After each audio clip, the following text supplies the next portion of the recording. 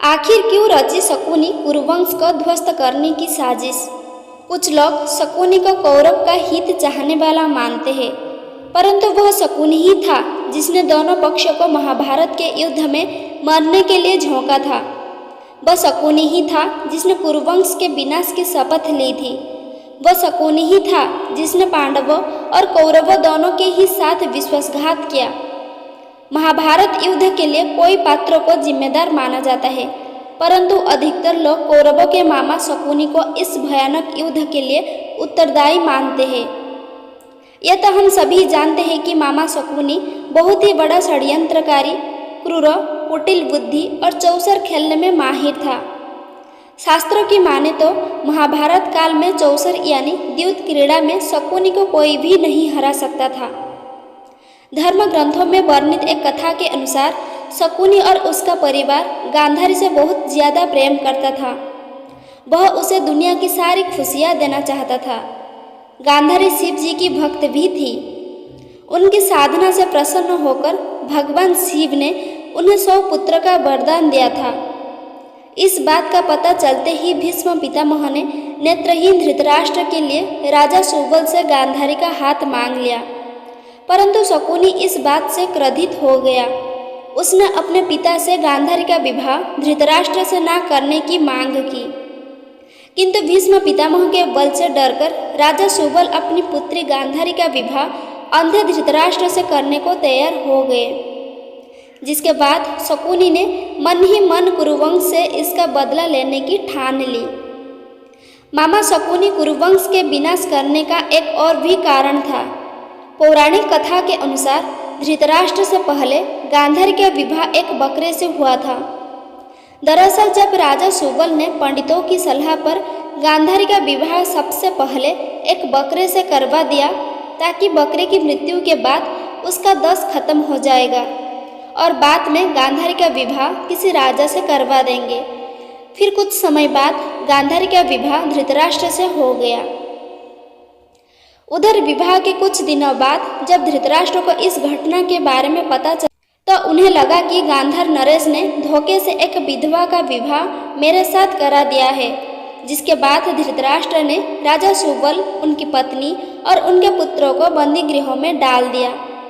सुबल के कोई पुत्र थे जिनमें शकुनी सबसे छोटा और बुद्धिमान था। बंदी गृहों में उन लोगों को केवल एक व्यक्ति का खाना दिए जाते थे। गांधार नरेश सुबल को लगा कि यदि हम सभी चावल के एक एक दाने खाएंगे तो एक दिन सभी अवश्य ही मर जाएंगे। इससे अच्छा है कि वे लोग अपने हिस्से के दाने भी शकुनी को दे दें ताकि वह जीवित रहे।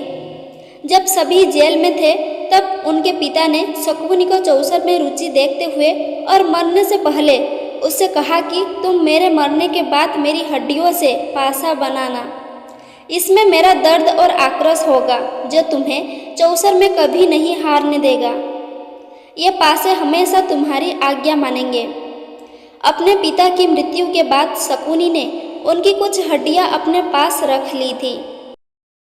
ऐसा भी कहा जाता है कि पासों में उसके पिता की आत्मा वास कर गई थी, जिसकी वजह से वह पासे शकुनी की ही बात मानते थे।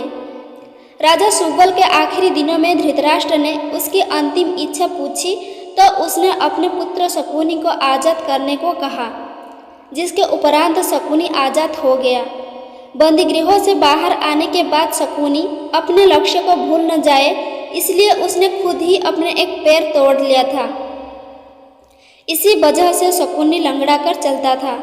आज़ाद होने के बाद उसने धृतराष्ट्र से अपने सभी भाइयों और माता पिता के साथ हुए अन्याय का प्रतिशोध लेने के लिए प्रतिज्ञा ली तथा अपनी कुटिल बुद्धि का प्रयोग कर उन्हें महाभारत जैसे भयानक युद्ध में झोंक दिया। शकुनी जुआ खेलने में पारंगत था। उसने कौरवों में भी जुए के प्रति मोह जगा दिया था। उसकी इस चाल के कारण केवल पांडवों का ही नहीं बल्कि कौरवों का भी भयंकर अंत छिपा था, क्योंकि शकुनी ने कौरव कुल के नाश की प्रतिज्ञा ली थी और उसके लिए उसने दुर्योधन को अपना पहला मोहरा बना लिया था। वह हर समय केवल मौके की तलाश में रहता था, जिसके चलते कौरवों और पांडवों के मध्य भयंकर युद्ध हो और कौरव मारे जाए। जब युधिष्ठिर को हस्तिनापुर का युवराज घोषित किया गया तब शकुनी ने ही लक्षागृह का षड्यंत्र रचा और सभी पांडवों को लक्षागृह में जिंदा जलाकर मार डालने का प्रयास किया। वह किसी भी तरह से दुर्योधन को हस्तिनापुर का राजा बनते देखना चाहता था, ताकि उसका दुर्योधन पर मानसिक आधिपत्य रहे और वह मूर्ख दुर्योधन की मदद से भीष्म पितामह और कुरुवंश का नाश कर सके। शकुनी ने ही पांडवों के प्रति दुर्योधन के मन में वैर जगाया और उससे सत्ता को लेकर लोभी बना दिया। शकुनी अपने पासे से 6 अंक लाने में उस्ताद था, इसलिए वह 6 अंक ही कहता था। जब पासे फेंके जाते थे तो कई बार उनके निर्णय पांडवों के पक्ष में होते थे, ताकि पांडव भ्रम में रहे कि पासे सही है। शकुनी के कारण ही महाराज धृतराष्ट्र की ओर से पांडवों और कौरवों में होने वाले मतभेद के बाद पांडवों को एक बंजर क्षेत्र सौंपा गया था, लेकिन पांडवों ने अपनी मेहनत से उसे इंद्रप्रस्थ में बदल दिया।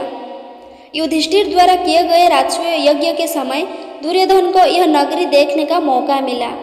महल में प्रवेश करने के बाद दुर्योधन ने एक जल की भूमि को एक विशाल कक्ष समझकर कदम रखा और इस पानी में गिर गया। यह तमाशा देखकर पांडवों की पत्नी द्रौपदी की एक सेविका ने उस पर हंस पड़ी और कहा कि अंधे का पुत्र अंधा ही होता है। यह सुनकर दुर्योधन क्रोधित हो गया।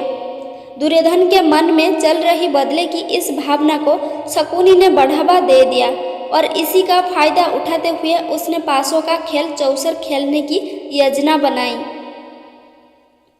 उसने दुर्योधन से कहा कि तुम इस खेल में जीतकर बदले ले सकते हो।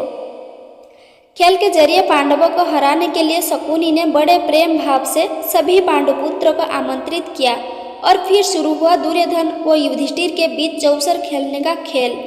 शकुनी के चौसर की महारत अथवा उसका पासों पर स्वामित्व ऐसा था कि वह जो चाहता था वे अंक पासे पर आ जाते थे और उसकी उंगलियों के घुमा पर ही पासों के अंक पूर्व निर्धारित थे। खेल की शुरुआत में पांडवों का उत्साह बढ़ाने के लिए शकुनी ने आरंभ की कुछ पारियों की जीत युधिष्ठिर के पक्ष में जाने दी, ताकि पांडवों में खेल के प्रति उत्साह बढ़ जाए। जिसके बाद धीरे धीरे खेल के उत्साह में युधिष्ठिर अपनी सारी दौलत और साम्राज्य जुए में हार गए। अंत में हुआ ये कि शकुनी ने युधिष्ठिर को सब कुछ एक शर्त पर वापस लौटा देने का वादा किया कि यदि वे अपनी पत्नी को दांव पर लगाए। मजबूर होकर युधिष्ठिर ने शकुनी की बात मान ली और अंत में पांडव यह पारी भी हार गए। इस खेल में द्रौपदी का अपमान कुरुक्षेत्र के महायुद्ध का कारण बना। शकुनी अपनी शपथ पूरी होते नहीं देख पाया, क्योंकि महाभारत के युद्ध में वह पहले ही मार दिया गया। महाभारत जैसे भयानक युद्ध की पृष्ठभूमि तैयार करने में शकुनी ने अहम भूमिका निभाई थी, इसलिए वह सबसे पहले स्वर्ग पहुंचा, क्योंकि उसने अपने परिवार पर किए गए अपने अत्याचारों का बदला लिया और उसी युद्ध में खुद शहीद हो गया। अगर आपको मेरी यह वीडियो पसंद आई है तो कृपया वीडियो को लाइक करें, शेयर करें और ऐसे ही नए नए वीडियो देखने के लिए हमारे चैनल को सब्सक्राइब करने के बाद बेल आइकन को प्रेस करें। धन्यवाद।